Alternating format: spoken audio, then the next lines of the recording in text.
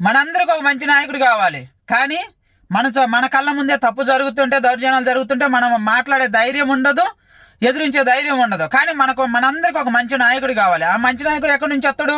వాడు ఏమైనా పై నుంచి వస్తాడా? వాడికి ఏమైనా సపరేట్గా ఏమైనా పార్ట్స్ ఉన్నాయా? లేవు కదా. వాడు కూడా మన మధ్యలో ఉంచే కదా వచ్చేది. ఒక మంచి నాయకుడు కావాలని కోరుకుంటారు. కానీ వాడు మన కులపోడు, మన మతపోడు అయ్యి ఉండాలి. వేరే కులంలో, వేరే మతంలో ఒక మంచి నాయకుడు వస్తే మనకు అవసరం లేదు. మనకు సంబంధించినోడు అయితేనే మంచి నాయకుడు, మన కులానికి సంబంధించినోడు అయితేనే మంచి నాయకుడు, మన మతాన్ని వెనకేసుకొని వచ్చేవాడు అయితేనే మంచి నాయకుడు.